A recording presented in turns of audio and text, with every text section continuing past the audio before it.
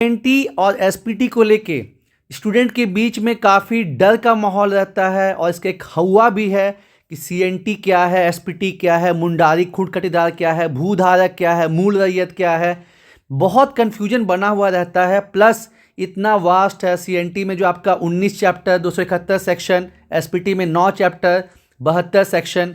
तो कैसे इसको आसानी से करें, है ना, कैसे फोकस करें सीएनटी के जो काश्तकार है, टीनेंट्स, ठीक है, उनके बारे में कैसे समझे, रैयत क्या है वो कैसे जाने, जो एसपीटी में है काश्तकार वो क्या है, रैयत कैसे है। तो इसके लिए आज डेमो क्लास रखा गया है सीएनटी एसपीटी का स्पेशल, ठीक है। और देखिए टीनेंट का मतलब होता क्या है कि जो किसी से जमीन लेता है अलग अलग मकसद के लिए, ये मान लीजिए कि सरकार हो गए या फिर पास के टाइम में जमींदार, और जो जमीन लिया उसको हम क्या नाम दे दिए, टीनेंट। आपको पता है ना कि झारखंड में पहले क्या था कि ये मेरा जमीन, ये तुम्हारा जमीन, इसका कंसेप्ट नहीं था।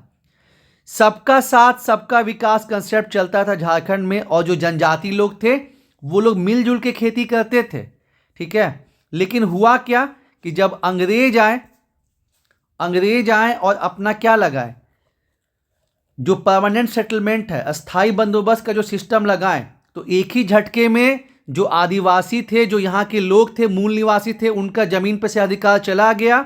और सिस्टम कुछ ऐसा हो गया कि टॉप में तो ब्रिटिश गवर्नमेंट हो गई, उनके नीचे ज़मींदारों को ज़मीन का भूस्वामी बना दिया गया, लैंडलॉर्ड। और जो टीनेंट्स हैं, जो बाकी लोग थे, वो किस कैटेगरी में आ गए, काश्तकार के कैटेगरी में आ गए, ठीक है। ये बदलाव कब आया, जब अंग्रेजों ने अस्थाई बंदोबस्त व्यवस्था जो है उसको जारी किया, तो ये बदलाव आ गया। तो एक ही झटके में जो यहाँ के लोग थे उनका ज़मीन पर से अधिकार चला गया, साथ ही साथ उनको अब लगान भी देना है। तो इसके वजह से अलग अलग जो है विद्रोह हो रहा था, लेकिन उसका उतना इम्पैक्ट नहीं पड़ रहा था। तो इम्पैक्ट कब पड़ा, जब आग लगी संथाल परगना के इलाके में, जब संथाल विद्रोह हुआ है ना, तब अंग्रेजों को समझ में आया कि भाई साहब, जब संथाल विद्रोह आपका हुआ 1855 1856 में, तब अंग्रेजों को समझ में आया कि अगर जो काश्तकार हैं, होता है ना, जो रैयत हैं, मतलब किसान, सिंपल टर्म में समझने के लिए, उनका अगर अधिकार छीना जाएगा, और ऐसे जमींदार का, क्योंकि जमींदार क्या करने लगे थे, आपको हम बताएं ना, कि जब अंग्रेज सरकार जो है वो जमींदार को बोले कि जब तक तुम लगान देते हो तो ज़मीन तुम्हारी है, तुम भूस्वामी हो, तो ये जमींदार क्या करने लगा, ये जमींदार जो है वो आपका मनमानी करने लगा, किसी भी काश्तकार को जो है कभी भी हटाने लगा, और उनको जो है बेदखल लगान बढ़ाने लगा, ऐसा कुछ कुछ करने लगा, ठीक है। तो विद्रोह हुआ आपका संथाल विद्रोह, और फिर आपको उसी का मतलब ये नतीजा रहा कि 1876 में पहली बार आपको संथाल परगना अधिनियम आया। क्योंकि अभी जो हम लोग पढ़ते हैं उसको क्या होता है, एसपीटी सप्लीमेंट्री है ये, ठीक है ना, और चीज़ों को सही किया गया।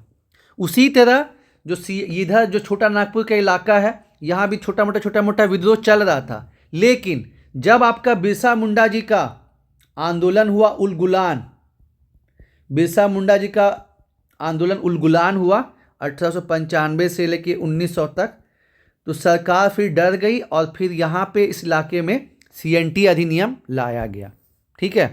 तो आपको एकदम बारीकी से समझाएंगे कि जो भी टर्म है, जैसे कि हम देखेंगे, आपको बोले ना कि सीएनटी में 4 काश्तकार है, ठीक है। एक तो हो गया आपका भूस्वामी।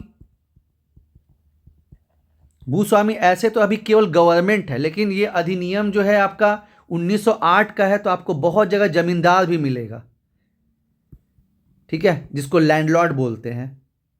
तो लैंडलॉर्ड में आपका सरकार और जमींदार दोनों आ गया, ठीक है, ये टॉप लेयर हुआ।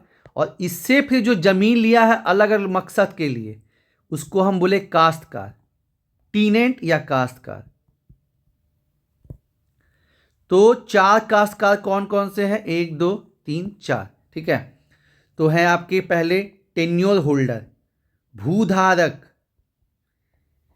दूसरा हो गया आपके रैयत, तीसरा हो गया मुंडारी खूंट कटीदार, और चौथा हो गया मतलब रैयत के अंदर एक छोटा किसान जिसको बोलते हैं सब टीनेंट या दर रैयत। तो ये चार जो है कैटेगरी हो गया आपके किसके, काश्तकार के।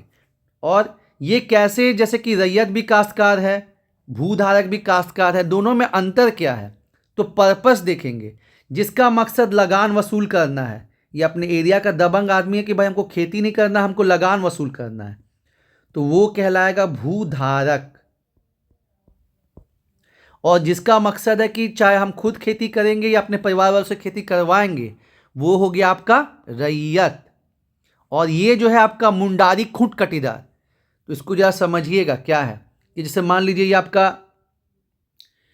धुरवा का इलाका हो गया रांची के पास, यहाँ पे जंगल है, ठीक है ना, और मेरा नाम जो है वो अमित मुंडा है। हम आए और यहाँ जो जंगल था, जंगली जानवर था, जंगल को साफ किए, जंगली जानवर को मार मार के भगाए, और इसको हम खेती करने लायक बनाए, ठीक है, इसको हम खेती करने लायक बनाए। और मेरी वजह से जो है 50 फैमिली यहाँ पे आके जो है अपना जीना कमाना कर रहा है, ठीक है। तो हमको जो एक स्पेशल अधिकार मिलेगा खूंट कटी का, और ये हमसे मेरे बेटे को, बेटे से बेटे को, ऐसे मतलब जाएगा। और हम बेटे को क्यों बोल रहे हैं, क्योंकि सीएनटी में जो अधिकार है वो डॉटर को नहीं जाता है। एक डिफरेंस है कि एसपीटी में जो है ना, मतलब एसपीटी में बेटियों को अधिकार जाता है कब, जब जिससे उसका शादी होने को है वो घर जमाई बनने को तैयार हो, तो यहाँ पे बेटी को भी ट्रांसफ़र होता है अधिकार। लेकिन सीएनटी में ऐसा नहीं होता है, ठीक है। तो इसी को हम क्या बोल दिए, मुंडारी खूंट कटीदार। तो ऐसे ही हम लोग जो है लगभग आपका ये 1 से 1.5 घंटे का क्लास चलेगा। और सीएनटी और एसपीटी को, जिसको आपको इतना हवा बना हुआ है, इतना डर बना हुआ है, आपको एकदम इजी लैंग्वेज में समझाएंगे। हाँ, ये अब हम नहीं बोलेंगे कि हम आपको ऐसा कर दें कि 10 में से 10 क्वेश्चन सही हो जाए, ठीक है, क्योंकि अभी क्वेश्चन का लेवल बहुत बढ़ रहा है। लेकिन हाँ, इतना है कि आप लोग जब हम लोग के पास सीएनटी एसपीटी पढ़ेंगे, सीएनटी से 5 क्वेश्चन आता है, एसपीटी से 5 क्वेश्चन आता है, तो 10 क्वेश्चन में से एटलीस्ट आप 6-7 क्वेश्चन जो है वो बना पाएंगे, जो कि बहुत ही बढ़िया स्कोर है, ठीक है। बाकी आप लोग आइए डेमो क्लास में और देखिए कि कैसे हम लोग इजी लैंग्वेज में आपको चीज़ों को समझाते हैं, और इससे आपको आपके मार्क्स बढ़ेंगे और फाइनल सिलेक्शन लेने में मदद मिलेगा यार।